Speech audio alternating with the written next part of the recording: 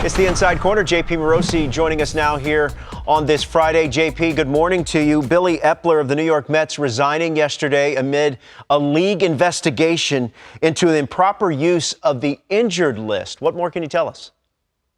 Robert, good morning. This came as a surprise to a lot of us in the industry yesterday because when David Stearns was announced as the Mets' new president of baseball operations, there was the expectation that Billy Epler was going to remain as their GM. Not the case. As you mentioned, he resigned yesterday, and the New York Post, our Joel Sherman, John Heyman among the first to report that there has been and is still an ongoing MLB investigation into the improper use of the injured list, meaning what is commonly referred to in the industry as the phantom IL, players who are perhaps not as debilitated as would be suggested by an IL placement actually being placed on the IL when perhaps they were still capable of playing. Again, now it's just an investigation into it. Nothing's been proven at this point in time, but the key thing is the Post is reporting that Billy Epler was being investigated for these infractions. Again, we don't know what will become of it in the end. What we do know is that for now, he is not the Mets GM any longer. David Stearns, of course, will be able to hire a new GM to be basically the second in command to the Mets baseball operation. It's still obviously very new in the process. Does David Stearns want to bring along someone that he knows from Milwaukee? You've got a front office in Minnesota, for example, with a lot of very highly regarded executives there. Perhaps that's an avenue that David could go, but this is all very fresh and very new information. We do expect, though, the Mets to at some point in time hire someone to be the second in command after David Stearns in the coming weeks. JP, real quick, correct me if I'm wrong. Isn't part a component of this process a doctor has to attach his or her name to an injury in an IL submission, if you will? Correct. That's exactly right, Robert. And so there has to be a certification by a physician from a medical perspective. Athletic trainers certainly are part of that process, but there has to be a certification before any IL placement is made that it is certified by a medical professional. Okay, that's definitely something we'll keep an eye on. Max Scherzer, JP, we saw him warming up prior to one of the games in the wild card series against the Tampa Bay Rays. What's the expectation of when and how he will be deployed by the Texas Rangers?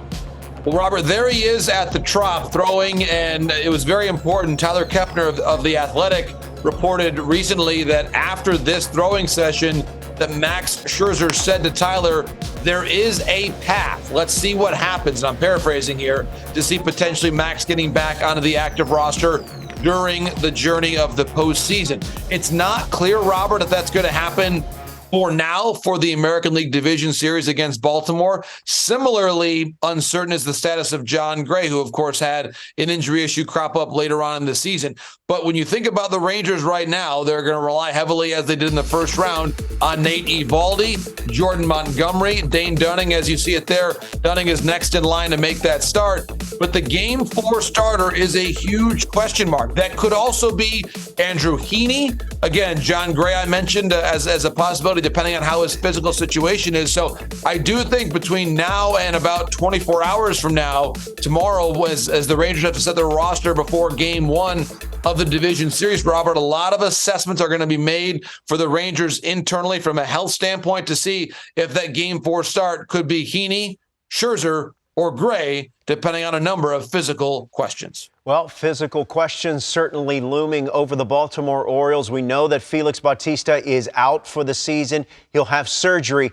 How does that leave the rest of the Orioles bullpen? How do they plan to employ that department? Robert, it's a great question because the Orioles, as you've seen it, they've relied so much on that Bautista-Cano combination early on in the season, but now with Bautista out, it is Yunier Cano who is, at this point in time, the Orioles closer, but he hasn't been great since the start of September. For Yunier Cano, an ERA close to 6. So he's going to need some help, I believe, later in the game. They have moved, very importantly, Tyler Wells into a bullpen role. They've also got Irvin to potentially be in a relief role for them. Fujinami, who came over from the Oakland Athletics. So you see it there, the possibilities. Tyler Wells, look at those numbers, Robert, since he came over from a starting role into a bullpen role.